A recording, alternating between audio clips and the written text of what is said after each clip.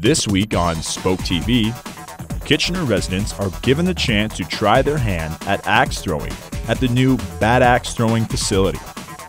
The growing concern of people passing off their pets as guide dogs and how the city is trying to prevent it. National Service Dogs issues ID cards and letters identifying where the dogs come from, what the dog is there for. And the process that all of those with a criminal record will have to go through when applying for a job. Welcome to Spoke TV, your source for local weekly news produced by second-year broadcast journalism students at Conestoga College. I'm Jeff Pickle. And I'm Leah Johansson. Landing a job is difficult in the best of circumstances, but what if you also have a criminal record to hold you back? Spoke TV's Amanda Din looks into what it's like for people with a criminal record who are trying to join the workforce. Having a criminal record makes finding a job, adopting, and even volunteering harder. Having a criminal background doesn't make you a bad person. Circumstances and poor decision-making have led to many people getting charged with things such as stealing food because of a tough money situation. The John Howard Society helps find employment for those with a criminal background. Executive Director Joan Nandal explains why it is important to have a conversation about the job and the relevancy of the offense. If somebody does apply and there is disclosure that they do have an offending history and the record check does reveal that, we would look at the nature of that in relation to the position that they're applying for and not just simply immediately say, oh, it's a positive, you're done. When getting a police check, it doesn't reveal in depth what charges were given, only that there was a charge laid. Paul Cormier, Records Branch Manager of the Waterloo Regional Police Services, explains that employers shouldn't just rely on a police check. The message I'd like to get across is to do more than rely on a records check. A records check is a simple piece of paper at a point in time with the information that we're allowed to release, that we're able to release, that we can give out to the applicant. There's so much more that can be done to increase the safety of our folks in our community. It is important not to participate in workplace discrimination when discovering someone with a criminal past. For Spoke TV, I'm Amanda Din. The 2015 Ontario Sunshine List has been released. The list includes the names, positions, and salaries of public sector employees paid $100,000 or more in a calendar year. The most expensive group of people in the Waterloo region belongs to the academics, and apparently we all should have paid a bit more attention in math class. The University of Waterloo, Wilfrid Laurier University, Conestoga College, and the Perimeter Institute of Theoretical Physics combine for a total of 2,036 people who make over the $100,000 mark.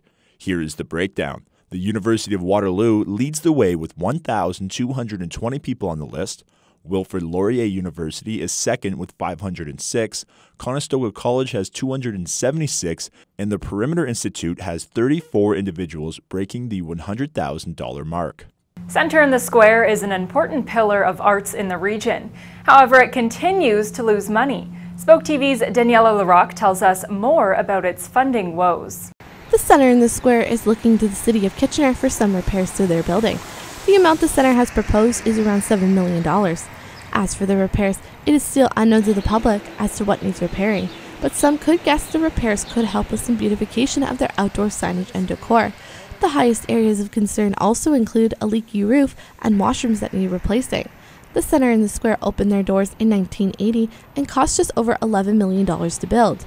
The building is owned by the City of Kitchener and is operated by a not-for-profit corporation. In 2011, the Center in the Square received $1.2 million in federal government stimulus funding for the studio theater. It was retrofitted to be a versatile space for 350 patrons. Last year, the center had a $1.5 million deficit, even though they received $1.4 million from the city. The building has already seen $2.3 million on repairs. As for taxpayers, the $7 million will be coming from their pockets. For Spoke TV, I'm Daniela Larocque.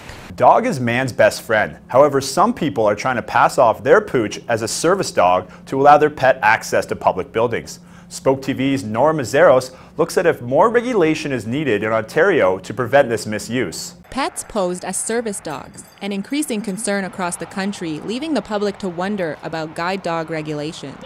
National Service Dogs Executive Director Danielle Forbes explains the current identification procedures. National Service Dogs issues ID cards and letters identifying where the dogs come from, what the dog is there for, and verifying that we've certified them for public access. But in the legislation here in Ontario only requires a note from a doctor. Under the Accessibility for Ontarians with Disabilities Act, there is no current information on how businesses are required to approach situations involving fraudulent service animals. Olaf Heinzel from the Waterloo Regional Police Service says the issue is so far unreported in the KW region. Within our region, we're not aware of too many situations yet where this has occurred or we've had too many complaints. We know that it's in other areas of the country that has come up. And so, our experience with that, if it were to occur in this region, would dictate as to how we would handle those situations going forward. But it's not just public reports that are required.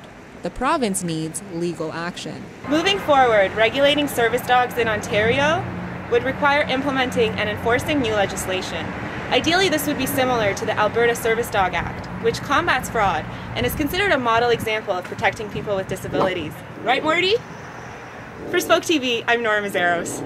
Have you ever noticed the city of Kitchener is a walkable place? Well, if you haven't, others have. The city has been given a special designation on its walkability. The city of Kitchener is being recognized by Canada Walks for being walkable. This designation is for things like the Kitchener Transportation Demand Management Plan, a Trails Master Plan, a pedestrian street charter, and of course, the award-winning Pedestrian First reconstruction of King Street. Kitchener is just one of 2 cities in the province being recognized on walkability issues and the only one to receive a silver Walk-Friendly Ontario Community designation from Canada Walks. The region of Waterloo is considering helping students at Conestoga College when it comes to public transit. Spoke TV's Jay Clayfield reports that the region may grant a universal bus pass, allowing Conestoga students to use public transit at a discounted price. If busing to or from school is a pain, 2016 might just bring some relief. Once again, the region of Waterloo is considering extending their Universal Bus Pass, or U-Pass, to Conestoga students. The U-Pass currently only extends to students at the universities of Laurier and Waterloo, although council staff are currently looking at how they might be able to figure adding Conestoga into the 2016 budget. The region has entertained the idea previously, in 2011, but determined it would require an additional few thousand man-hours of work and a large number of extra buses to service Conestoga properly. One of the most vocal supporters has been Conestoga Students Incorporated President Jeff Scherer, who has advocated both for Conestoga actually receiving the U-Pass and for improved bus service at the school. With the introduction of the light rail system that's coming, I believe that GRT in the future is going to have the ability to extend that service out here without a very large additional cost. While the cost to Grand River Transit may be 1,000 extra man-hours and over 3 dozen extra buses every year, the savings for Conestoga students are indispensable.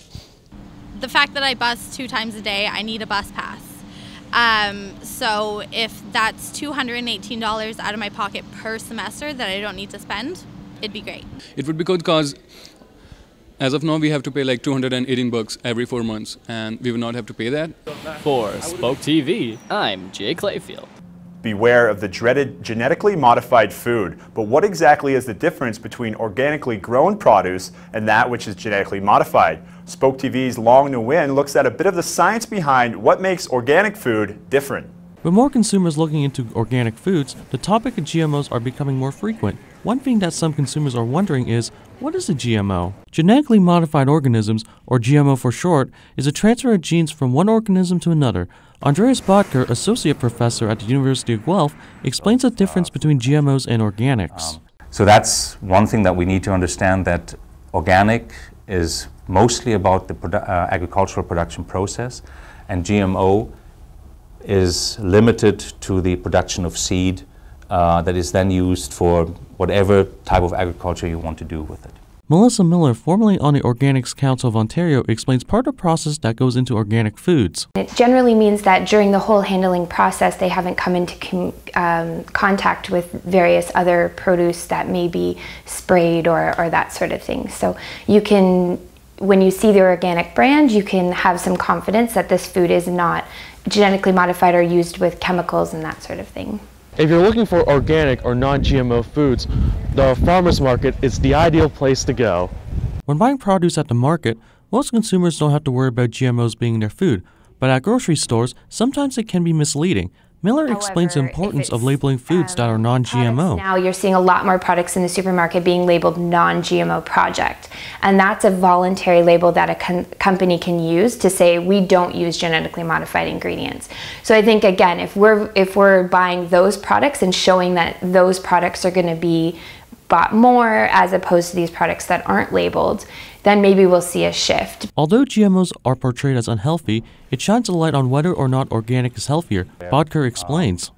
Scientists agree that there is no long-term health effect, at least none that would be measurable. He also says that diverse agriculture is needed to be beneficial because it provides more options to deal with pressing problems. For Spoke TV, I'm Long to Win. The birth of a child is exciting, but the emotions and hormones that are connected with becoming a mother can sometimes lead to postpartum depression. Spoke TV's Catarina Costa looks into the complex issues related to postpartum depression. 1 in 5 Canadian women will experience postpartum mood disorder, and recently experts believe this number is rising, but there is still no solid research about postpartum. Actually, there is still a lot of stigma and confusion around postpartum. So what exactly is postpartum and how can it affect someone? Tanya Heinemann puts it into perspective. Postpartum mood disorder can look like many things. For some people, they experience depression, so they might isolate themselves away from family and friends. They might not be eating food in the same manner. Some of their habits would change, so they might not want to shower, they might not want to leave the house, they might eat too much or not enough food as well. They might become very, very quiet and go inward. They might be very weepy as well, so some women experience depression. Some people experience anxiety, so they might be worried about the baby's health or other family members. They might be worried about their own health as well. They might even develop some OCD type tendency, so cleaning the floor often or cleaning the bathroom or making sure that everything is neat and tidy too. So it's very different for each person struggling. Some people experience other emotions, so they might feel anger and rage and they might not act on it, but they might yell more, they might swear, they might seem really frustrated. So every single woman would experience postpartum in a different way. Changing a diaper or playing with your child can become overwhelming quickly. Doing regular day-to-day chores become the reason for irrational fears and thoughts. According to women surveyed with postpartum, these are some of their thoughts. What if my baby drowns? Or what if my baby gets cut while I'm chopping food? Thoughts like this are completely normal for someone with postpartum. There are 3 kinds of postpartum. 1. Depression, where an individual usually isolates themselves and doesn't leave home. Most symptoms are just like clinical depression. 2. Anxiety. This may cause an individual to constantly worry about themselves, their baby, or their family and friends. Postpartum anxiety can also create habits similar to OCD. 3. Psychosis. This is the most extreme form of postpartum and is dangerous for both the mother and the child. Psychosis is when the mom pictures harming their baby. There is usually a disconnect with the baby where no care or interest is shown for their needs. Prescriptions such as antidepressants or anxiety pills may be given to parents by doctors. However, there are natural treatments that can help prevent the prevalence of postpartum. Elaine Capogenes, a yoga instructor at Oh Baby Fitness, explains how she sees yoga improve women's lives with postpartum. A lot of our anxiety stems from breathing and the way that we breathe, and when we're feeling anxious, the way that we breathe actually increases our anxiety. So by focusing on our breath and becoming aware of how we breathe, we can help to reduce that anxiety, bring our focus more inwards, and just start to feel a little bit more grounded, a little bit more centered, a little bit more clear-headed, in order to kind of get through those periods. Everyone copes differently, and it's not guaranteed that suggested activities will cure postpartum. The mood disorder has a potential of coming back after your 2nd or 3rd child. It can skip a birth and return. I've experienced postpartum 3 times. I had a miscarriage, and each time was a little bit different.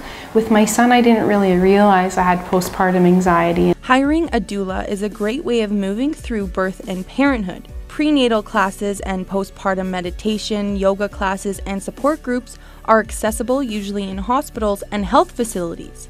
For Spoke TV, I'm Catarina Costa. That's news. In entertainment and sports, here's Chris Alexander. Thanks, Leah. The first round of the OHL playoffs has come and gone, and with it, so has the Kitchener Rangers' regular season. The parking lots at the Kitchener Memorial Auditorium are empty, and the ice has been removed as the Odd says goodbye to the Kitchener Rangers' 2014-2015 season. The Rangers had a surprising season, clinching the 6th spot in the Western Conference after failing to make the playoffs last year. Unfortunately, they were unable to handle the 3rd seed London Knights in the first round of playoff action. Quarterfinal action is currently underway with Oshawa taking on Niagara, Barrie taking on North Bay, Sault Ste. Marie against Guelph, and Erie against London. With OHL quarterfinals on the go, Spoke TV conducted a panel discussing our opinions on the outcomes so far and our predictions for the rest of the playoffs. Spoke TV's Sarah George moderated the panel. Hi, I'm Sarah George. I'm joined by Jeff Pickle, Long Nguyen, and Chris Alexander. We'll be discussing the OHL playoffs. Round 1 is all said and done, and the Kitchener Rangers are not moving on. They dropped the series to the London Knights in 6 games. So guys, this team had a lot of high hopes coming into the playoffs after missing last season. What went wrong the most?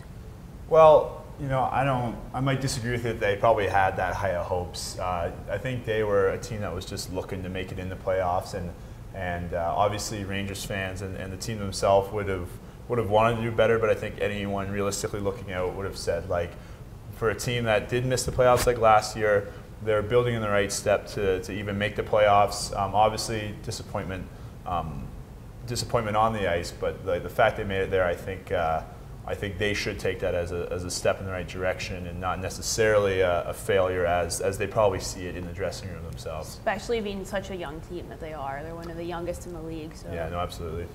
And I think there's room for them to improve as well, but London was a tough challenge, especially with Max Domi being the catalyst for the London Knights here. And then it didn't help that Jake Patterson didn't have like the greatest of series where he's eliminated by London for the 3rd straight year in the postseason.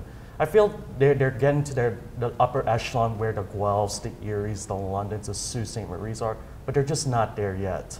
Yeah, I agree. You take it season by season, and it was a stepping stone, and hopefully they can move on in the future. Okay, so there really weren't any upsets. The closest we came to was Niagara, and that was a 4th and 5th seeded team. Are you surprised that there were no upsets? No, really, it seemed like throughout this year it was really kind of a tale of 2 divisions of teams. You know, there was the definite top teams, as you said, the Oshawas, the Sioux, the Erie Otters, and then there was the other teams. So it doesn't really surprise me. They seem to be a couple really overpowering teams. Usually you expect maybe 1 or 2 upsets, but with the teams this year that were so dominant, it doesn't really surprise me that they're in the next round. And you look at some of the teams here. Oshawa loaded up with some of the players they traded from the Western Conference. Niagara has Josh Ho-Sang, Islanders prospect, who's really good. Don't sleep on Erie with McDavid and Dylan Strome here. And don't forget Guelph. Justin Nichols played really well to beat Owen Sound here. And they still got Robbie Fabry, Jason Dickinson, Tyler Bertuzzi there. They're still front-loaded as well. I wouldn't say surprised so much as disappointed, being a fan of the underdog. I think a lot of us are, but it also sets up, you know, having some of these top teams, it sort of sets up some really good matches going forward. Yeah, I was a little upset too, a little bit, because they always say once you make the playoffs, you know, anything can happen, but I guess that's more for the NHL teams. So then, who are your favorites to win it? I'm looking at the Sault Ste. Marie Greyhounds right now, like led by Darnell Nurse, and they are really, really deep. I think Guelph will give them a tough challenge here. It may not be as deep as last year's powerhouse team, but they still got the core pieces there. And if Nichols plays well, they could give the Sioux a run for their money. And don't forget Erie, Connor McDavid, and Dylan Strome is the guy that everyone's sleeping on, top 5 draft prospect as well. Absolutely. I don't know, like Long said it.